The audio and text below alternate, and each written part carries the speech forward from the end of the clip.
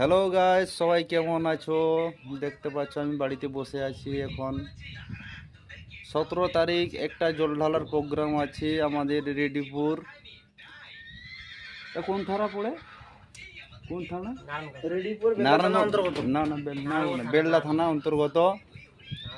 সবাই আসবে, বর্মন আসবে, পাওয়ার আসবে, মা মনসা প্রো মিউজিক আসবে। শর্ট ভিডিওর মধ্যে সবাইকে জানিয়ে দিলাম, সবাই আসবে দেখবে।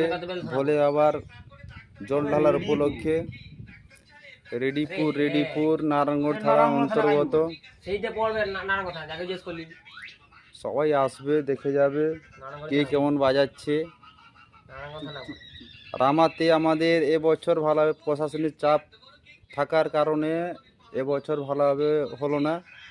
সামনের বছর আমরা কমিটির ছেলেরা চেষ্টা করবে ডবল সেট আপ বর্মন পাওয়ার।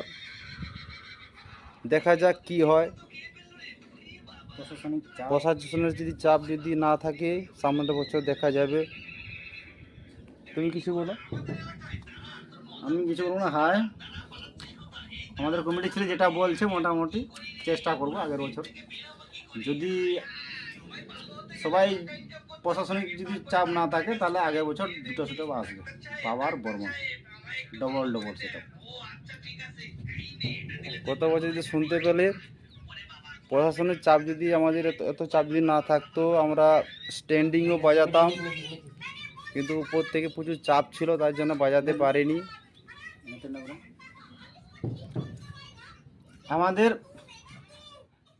ওইখান থেকে রোড শো করে আসার পর বিকেলবেলা একটু বাজানোর তরে একটু প্রশাসন থেকে পারমিশন পেয়েছিলাম, একটুখানি বাজাছিলাম, ঘন্টাখানি বাজাছিলাম বলে ওখান থেকে ফোন এসেছিলো।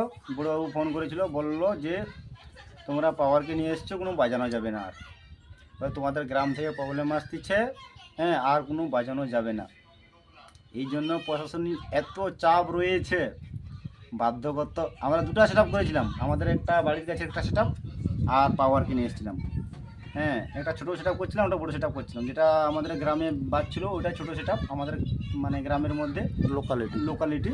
আর যেটা আমরা রোড শো করার জন্য নিয়ে এসেছিলাম ওটা পাওয়ার মিউজিক। ওটা বালাজি আসার কথা ছিল। এবারে পাওয়ার মিউজিককে 4 সেট আপ ভাড়া করছিলাম। ওরা এখানে প্রশাসনিক এমন চাপ, শুধু 4খানা বেস নিয়ে এসেছিলাম, কোনো টোপ আনার কোনো পারমিশন দেয়নি। ঠিক আছে, এই জন্য এই বছর একটু কম করে হলো, কোনো ডিজে বাজানো যাবে না। পরের বছর মানে মোটামুটি পুরো পাবলিককে